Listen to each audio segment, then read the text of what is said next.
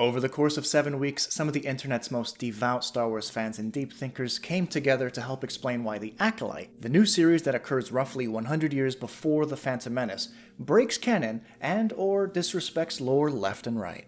I've compiled a list of over 20 examples of how these deep thinkers claim it breaks canon, and I'm here to inspect those claims and examine whether they actually hold any merit, or if the people who are making these claims need to step up their understanding of canon. I've created chapter markers for you to skip ahead to any particular point that has been brought up that I've come across. Just know that I'm organizing them into a roughly chronological order from when each supposedly canon-breaking issue is raised between episodes 1 through 8. Welcome to Geekritique. My name is Dakota. This video is going to be a lot of fun and is sure to be controversial to many viewers because they've either convinced themselves that The Acolyte is canon-breaking, or they've been led to believe that by other YouTubers and online personalities. If you like what you see here or just enjoy my content in general, please be sure to give this video a like and subscribe to the channel to help combat any and all negativity I'm sure to experience with this video. The reason I chose to make this video is actually a comment from Star Wars Theory, the largest Star Wars content creator on the web. Maybe you've heard of him. He retweeted a tweet that claimed the canon was unblemished and said, "Yeah, if you don't understand the characters, how the Force works, Yoda now being incompetent, and the fact that, Jedi haven't had war and death for 1,000 years. But yeah, please, tell me more how you don't understand the prequel trilogy or the complexities of Star Wars." Really? No death for 1,000 years? Look, I don't love The Acolyte. There's a lot I dislike, including certain character motivations, weird editing choices, major pacing issues, and some weak performances. So please don't take this video as blind praise. I just feel there are a lot of bad faith arguments and misunderstandings out there that I could help explain away. We've got a lot to cover, so let's get into the complexities of Star Wars. Knives to the heart can kill you. Recent Star Wars outings on the small screen have seemingly convinced some that a knife wound to the heart shouldn't kill someone. Star Wars Theory complained to his audience, "If only Anakin used a tiny knife on Reva. Seems more effective than a lightsaber through the chest. Knives greater than lightsabers." He goes on to describe a number of instances to help explain his issue. A small knife kills a Jedi Master by a child assassin. The child assassin in this case is the 24-year-old Mayho Anasaia. Anakin Skywalker, engorged in the dark side, stabs Reva during Order 66. She lives. Vader then stabs her again 10 years later. She survives. Sabine is stabbed by a saber, survives. I'd argue Kylo Ren doesn't count as he was immediately force-healed by Rey, but the Grand Inquisitor being stabbed by Reva is also another excellent example of someone who was mortally wounded, but miraculously recovered. So, when Mae throws a knife into the heart of Master Endara, does that invalidate the other shows that have come before? No. Getting stabbed in the heart is a very realistic way to be killed. I think your actual issue is with Filoni not wanting to kill off characters. He just wants to keep telling stories with the characters he's created. Headland is a different type of storyteller who doesn't mind killing off her characters if it serves the plot. Fire in space. Next up, we have a tweet from the deep thinker Nerdrotic. His criticism, and one I saw parroted plenty during the first few weeks of the show, was simple. A fire in space. This was such a weird point to complain about considering Star Wars has notoriously been pretty bad about following our real-world laws of physics, especially when it comes to space. But there's actually been plenty of precedent within Star Wars of fires in space, like when R2 and the other astromechs were atop the Naboo Royal Starship, fixing the shield generators in The Phantom Menace, which is exactly what Osha and the other mechmech were doing on the Trade Federation ship in The Acolyte. Not only that, but in real life, all you need is oxygen, heat, and fuel for fire to burn. If you bring all that up to space, that would burn. Sure, it wouldn't look like normal fire, it would have a more rounded texture because of a lack of gravity, but just like a rocket engine uses its own oxidizer to create propulsion in space, this ship in the Acolyte would have no problem creating fire in space. The thread instead of the Force. One thing I saw people complaining about was that the thread made no sense. The thread is what the Brandok Witch Coven called the Force. I'm assuming the issue here was that it presumably invalidated how the Jedi saw and interacted with the Force. Here's what this person, Lily, had to say. "This whammon cult doesn't call it the Force because white old men made that up, guys. Get it right. It's the thread, and because they're diverse whammon of color, they're going to be so much more powerful. Just wait. Ooh, my gosh." Yeah, I don't fully understand this point if I'm being honest. There are many variations of ways that Force-sensitive groups in both Legends and Canon have interacted with and called the Force. They each simply approach it differently. The thread is just the latest name it's been given. Other names include the Ashla, the Tide, the Great Presence, the Life Current, It, the Power of Cosmos, the Way, and that's just some of them according to Wikipedia. The thread isn't superior, it's just a different way of perceiving and tapping into the magic system inherent to Star Wars. Force-Borne twins Lessens the Chosen One prophecy. One massive issue that was brought up, and perhaps one of the biggest misunderstandings of the entire series, was the fact that Osha and Mae, being born of the Force, somehow invalidated Anakin's place as the Chosen One. I went to a House of the Dragon watch party, and 3 separate people who had not watched a single episode of The Acolyte were parroting this opinion that it overwrites Anakin's story. I guess the question you need to ask yourself is why there needed to be a Chosen One prophecy of one who would bring balance to the Force to begin with. I could make a whole video on this topic alone because the Jedi prophecy parallels that of the Bible's prophetic need for there to be a Messiah or Chosen One figure. But I've got like 16 more of these things to cover after this, so I'll make it brief. In Legends, it's explained that in answer to Darth Plagueis' dark side experimentations to extend and create life through the Force itself created Anakin as a unique virgin to combat this overwhelming dark side imbalance. But that's in Legends and is no longer accepted canon, so we don't have any direct confirmation as to why there needed to be a prophesied Chosen One within canon. I believe that not only does the Acolyte not invalidate Anakin, it could potentially help us contextualize his very existence.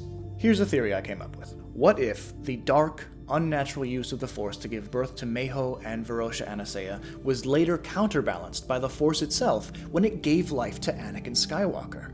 What if the birth of Anakin was the balance to that which sparked the eventual return of the dark side? It may not be a perfect theory, and you may not like it, but that's a simple way to make this show and the Chosen One prophecy work in tandem. Or we could complain that it doesn't make any sense and dismiss it because we've already dismissed the show on ideological lines. The Force did not create Mae and Osha like it did with Anakin. We know that. Anakin is unique in that respect, a virgins in the Force. This show doesn't change that. What we do know is the Brendok Coven somehow utilized the dark side on a powerful life-bringing virgins in the Force to create a child, and it was an imperfect procedure as the single individual was split into 2 halves. So much energy has been expended by these deep thinkers to make their audiences believe that this show is as disrespectful to canon as possible, and that's such a limiting and disingenuous way to approach new entries in canon. If people spent as much time theorizing about how to make 2 seemingly incongruous concepts work as they did on telling people that they can't work, this breakdown wouldn't even be necessary, which brings me to my next point. Ki-Adi-Mundi's age. Oh boy, the introduction of a young Ki-Adi-Mundi in episode 4 was somehow a larger issue for some than the creation of Mae and Osha, and the deep thinkers of the world had a field day. For context, the birth year of Ki-Adi-Mundi within Legends, according to the Star Wars Episode 1 Insider's Guide, is 93 BBY, or 60 years before The Phantom Menace, which in Legends continuity begins in 33 BBY and ends in 32 BBY. Canon simplified this to 32 BBY, so the 93 BBY birth year would have never worked in canon anyway. This Legends year was later incorrectly reiterated in a Topps trading card for Attack of the Clones, which claimed it to be 92 BBY instead of 93. The fact that he showed up in The Acolyte, which is some 40 years prior to his Legends birthday, caused a lot of concern from a certain section of the fandom who knew deep down in their hearts that the show must break canon somehow, but didn't yet have hard proof. They saw this as the smoking gun in their argument that Lucasfilm hadn't done their homework. Star Wars Theory wrote this playful back-and-forth banter to express his disappointment. Ki-Adi-Mundi said the Sith haven't appeared in over a millennium during The Phantom Menace. How do we retract this? Let's just write him into the show. But Ki-Adi isn't born for another 40 years. No one will notice, and if they do, this is my canon now.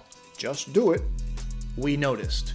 Wikipedia tried real hard to cover that one up, got it all live in real time. I'll post the edit later. I honestly didn't think it could get any more lore-destroying. Surprise, surprise.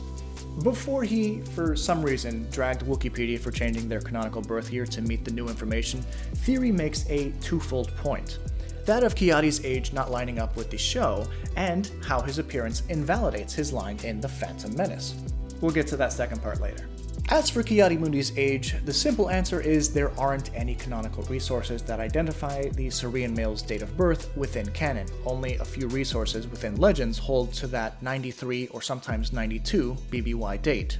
Canon and Legends are two entirely divergent continuities. Some would hold to the idea that any resources or guides that revolve around the films George Lucas had a hand in creating are to be deemed canon, but there's no real basis for this notion. Presumably, one might suggest that Lucas must have signed off on these guides and resources, but that very same Insider's Guide lists Ki-Adi-Mundi's lightsaber as purple and Mace Windu's as blue, when we know this isn't true to George Lucas's films. To get upset at a canon show for something as inconsequential as the age of a side character in an alternate continuity which already had a hard time dating his year of birth is actually something you'd have to be kind of insane to do. As for the Wikipedia edits, prior to the release of the Acolyte Episode 4, the canon entry for Ki-Adi-Mundi never listed 93 BBY as his birth year. It was quickly edited to 93 BBY after the episode released to coincide with the accepted Legends birth year, as Chrono Keeper discovered, but was quickly changed to him being born prior to 132 BBY. And because there was a mini edit war on the character, his birth year has now been removed entirely. The Sith still exist. Nerdrotic claims, I guess the Sith haven't been extinct for a millennium. Yes, we knew that. This was revealed to us over a quarter century ago in The Phantom Menace. The Sith weren't really extinct for a millennium, they were just hiding. The Sith have been extinct for a millennium. But now we come to it, the line some deep thinkers can't seem to rationalize Ki-Adi-Mundi as having said in The Phantom Menace with the new information that he was somewhat present during the events of the Acolyte. Impossible. The Sith have been extinct for a millennium. Star Wars theory claims it's dumb. You mean the Jedi who refutes the possibility a Sith has returned after 1,000 years and is interjected into the show before his actual birth to cover up dying Jedi from an actual Sith? So, there are a number of ways to address this issue.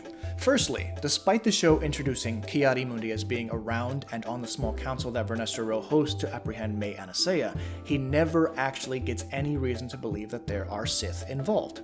As the Sith aren't believed to currently still exist, this is the obvious answer.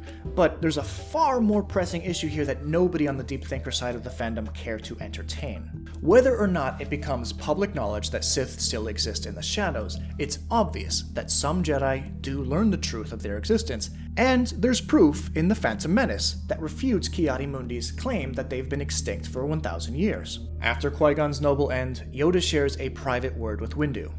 Always two there are. No more, no less. A master and an apprentice. Yoda here is referring to the rule of two. The Sith Code was introduced by Darth Bane after the Jedi-Sith War ended as a way to hide their presence from the Jedi so they could operate in secret until they were ready to take their revenge on the Jedi. If Yoda knew about the rule of two, a rule that began after the Sith went into hiding, then Yoda already knows the Sith are still around, and that there's at least one more of them in hiding. Headland was obviously aware of this implication, as she claims in this Gizmodo interview, so it's clear that the Jedi must eventually learn this truth. To reconcile Ki-Adi-Mundi's extinct for a millennium line with Yoda's obvious knowledge of their current existence, there are three potential ways this could be understood to work, as far as I can see. 1. Only certain council members knew the Sith still existed. Ki-Adi-Mundi was never told prior to The Phantom Menace. 2. Ki-Adi was told, but he didn't believe it. It didn't work within his understanding of lore and he dismissed it as non-canonical. Or 3. The High Council knew and chose to keep it a secret. Ki-Adi lied to Qui-Gon. While Ki-Adi-Mundi's presence obviously doesn't break canon, I look forward to finding out how the Jedi discover that the Sith are still around. The Jedi couldn't sense the Sith behind them. This is a fun one. Lucas Star Wars Girl complains that 7 Jedi, plus an already dead Wookiee Jedi, killed off-screen, and none of them could sense a Sith nearby.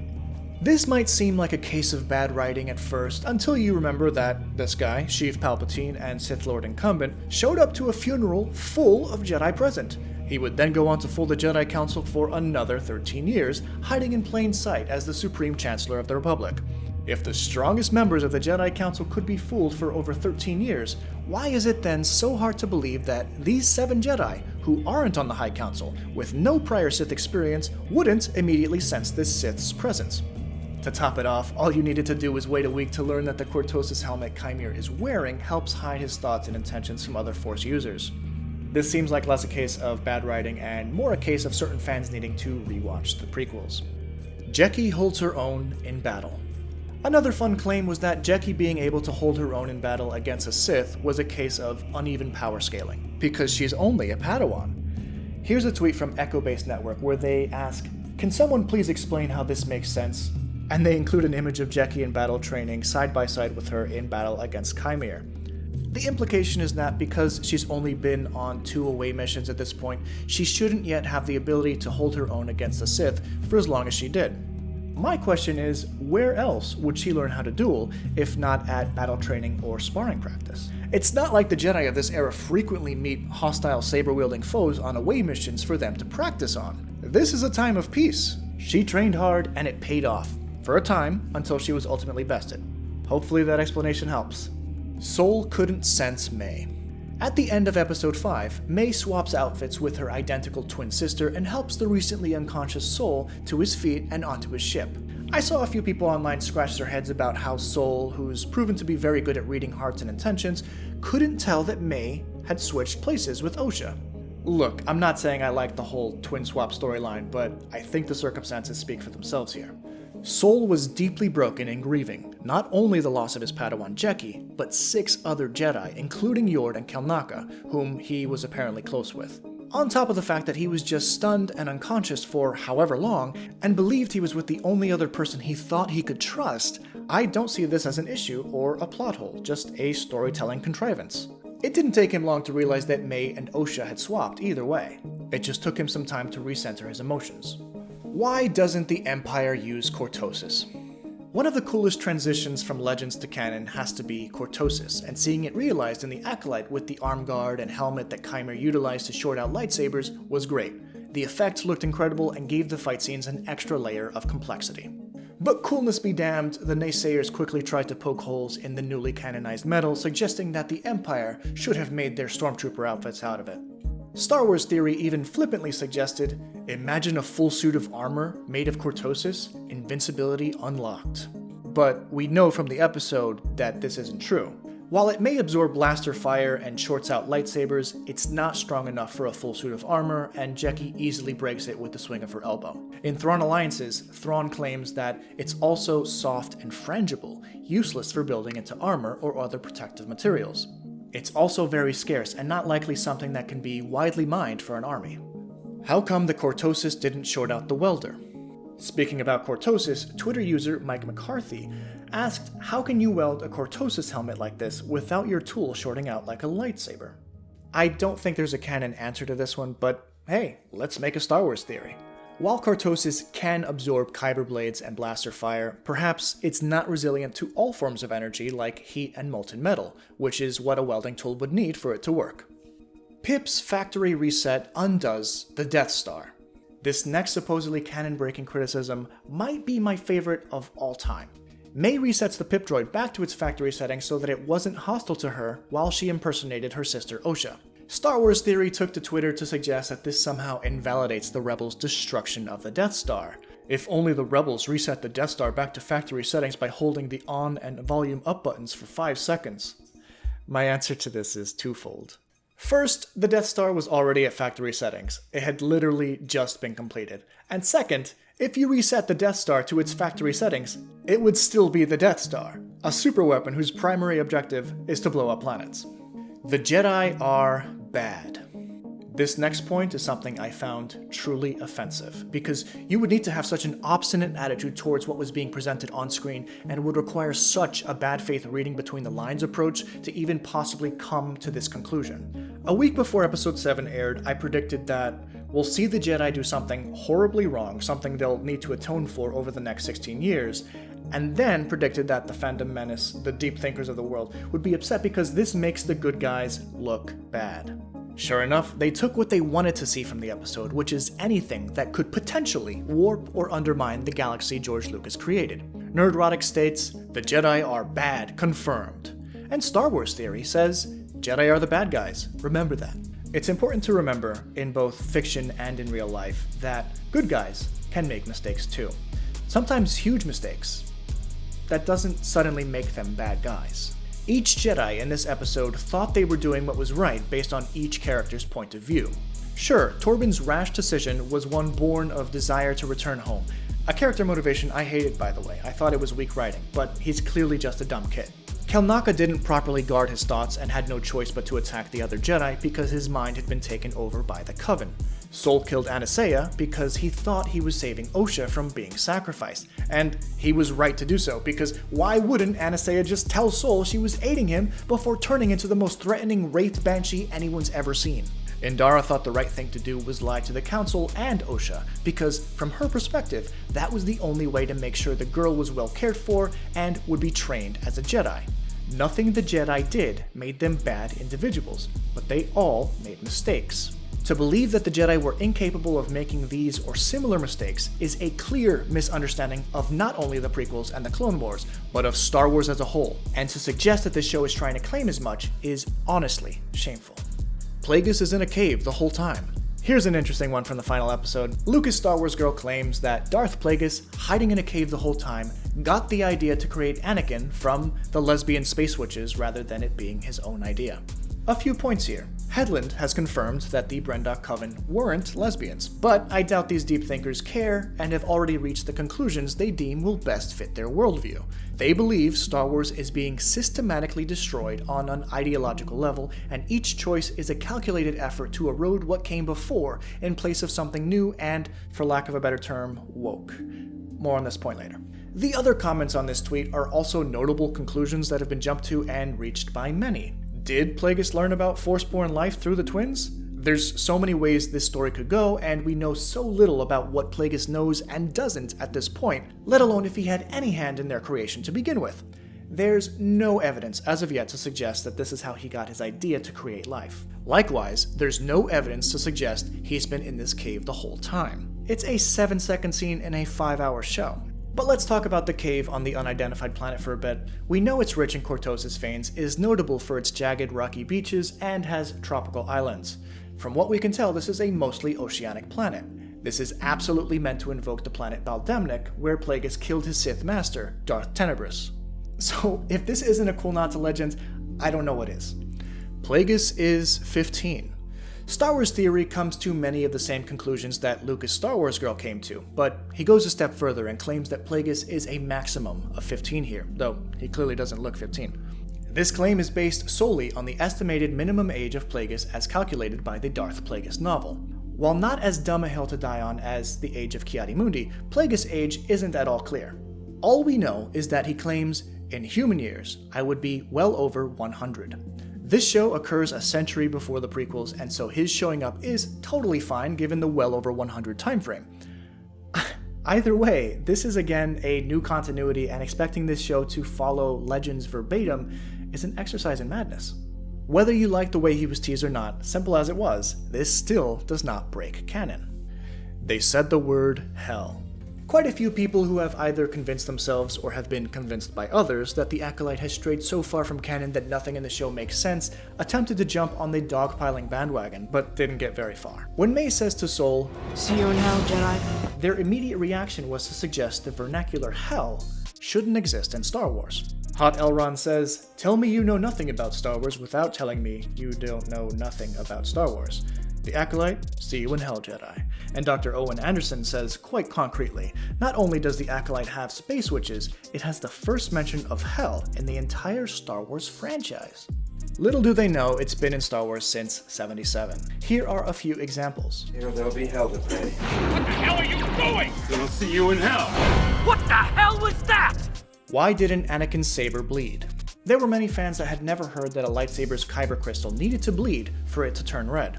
This is a change in canon which replaces the red synthetic crystals of Legends. This was the first time it's ever been visualized on screen, and many scoffed at the ease in which it was accomplished for Osha.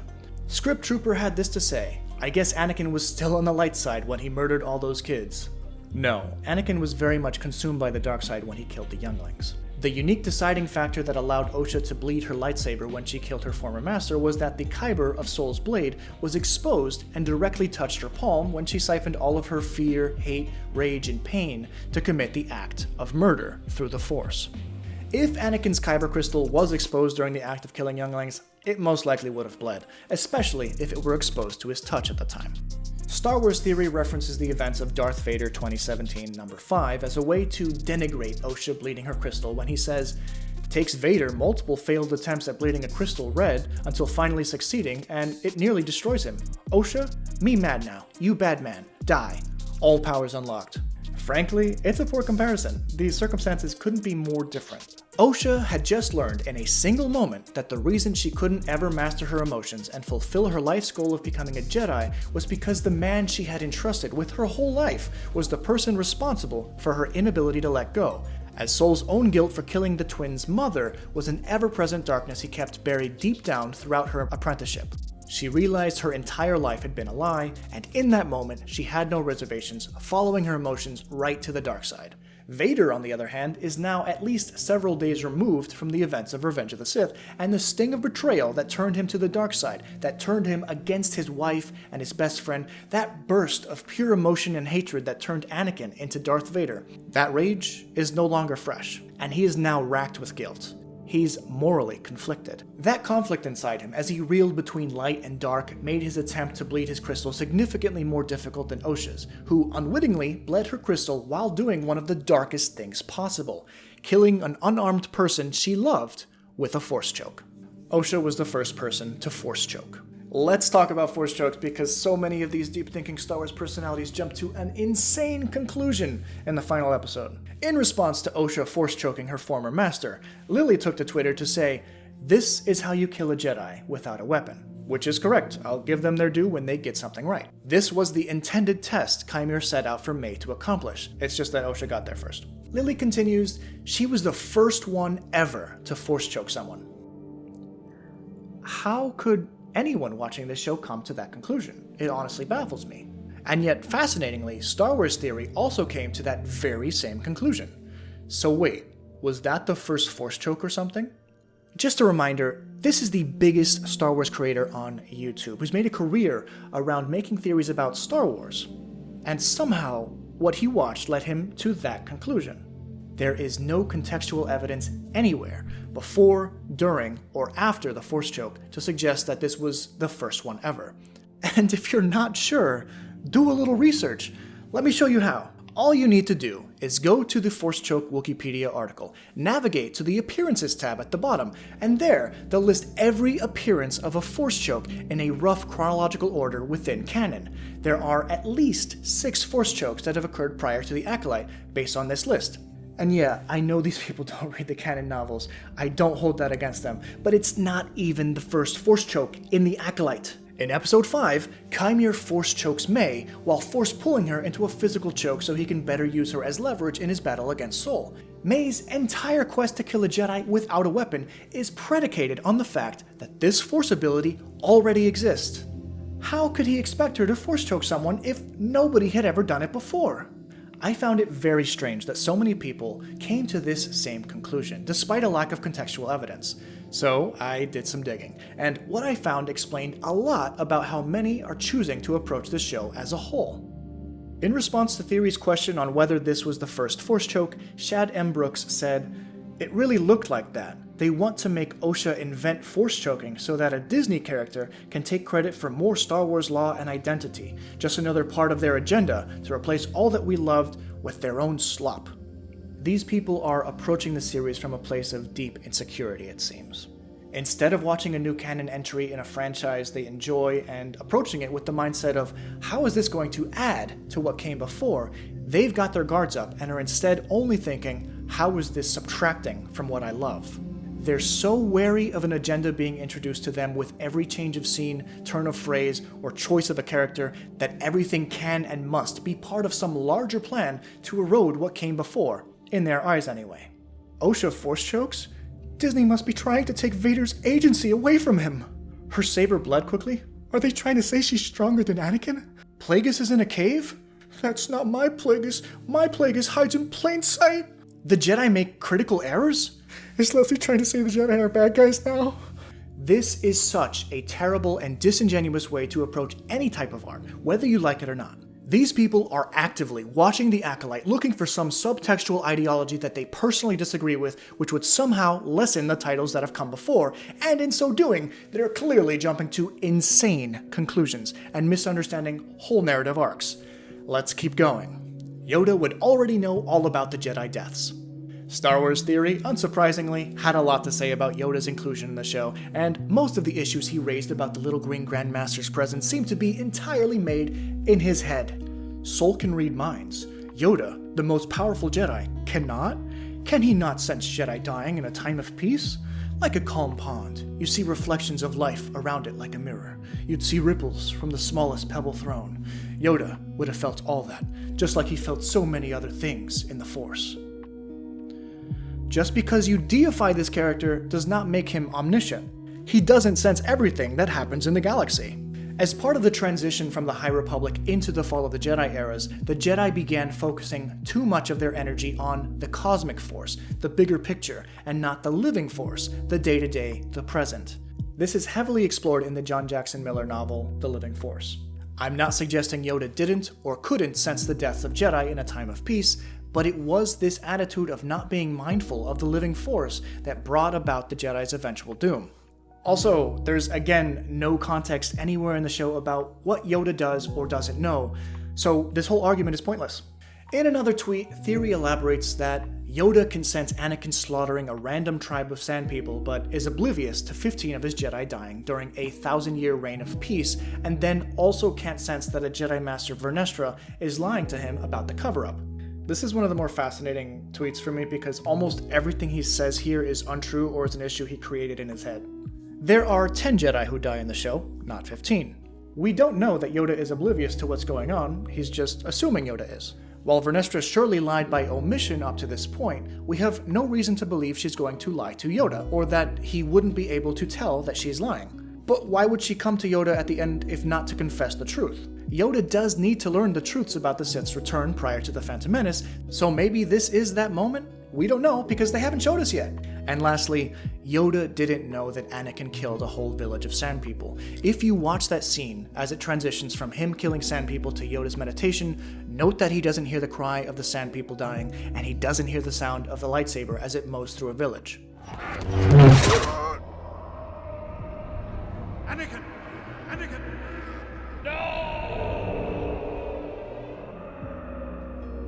If he did sense that and didn't tell anyone else on the council or ever confront Anakin directly and immediately remove him from the ranks of the Jedi Order, then that would make Yoda complicit in their murders. Yoda claims that he feels that Anakin is in terrible pain and that he feels suffering and death through Skywalker's emotional turmoil. What I love about that scene is it's the first instance of the spirit of Qui-Gon being present after death, and Yoda can clearly hear his voice in this moment. That's what we're meant to take from that scene. And that's 20 times the Acolyte supposedly broke canon, but actually didn't. Overall, the amount of hate levied at this series was unwarranted, and most of the plot-related criticisms were unfounded. But I have one more point I'd like to make before I'm finished here. Not a canon-breaking point, just a criticism I often see made of the series. Bonus: what is $180 million really worth? The reported budget for this series is around $180 million, and this figure quickly became a way for the deep thinkers of the Star Wars community to dismiss the show as exorbitantly wasteful. Let's see what they have to say. Lucas Star Wars Girl seems to think it cost them $180 million per episode. Colton Steiner asks, how did The Acolyte cost $180 million to make? Star Wars Theory mentioned the $180 million figure a lot, but here are some highlights. Dang, if only they had $180 million. Budget cost, though. I've never been so vocal about anything Star Wars, but this, I can't justify or theorize this $180 million pile of trash. And my favorite, $180 million, more than any prequel film. He's right, the figure of $180 million is larger than any budgets used on the prequels. Those films averaged a budget of about $115 million per film. And while it may seem crazy that this series costs more to produce than any single prequel film, what these intelligent people are failing to realize is that Hollywood productions cost way more than they used to, thanks to inflation. If you adjust the $115 million budget of 1999's The Phantom Menace for inflation, the actual spending power in 2024 terms was well above what was spent on The Acolyte at around $216 million, and The Acolyte is more than double the length of any of the prequels. That's not even considering that Hollywood has way more unionized work nowadays, which is far more expensive than non-unionized labor. Movies and shows simply cost more nowadays than they used to, but that doesn't mean their buying power is as large as it may seem. Basically, if you're using this show's budget to get your point across, maybe it's not a very good point. Thanks so much for watching. I hope you enjoyed this deep dive into the shallow pool that is Acolyte criticism. If you enjoyed this video, please be sure to send a like my way, comment your thoughts, and consider subscribing. Thanks to all my Patreon members who support me on a monthly basis. We've got some great content coming up, including some Marvel videos on the horizon. I'm gearing up to begin work on the MCU Timeline version 8.0. Thanks guys, have a good one.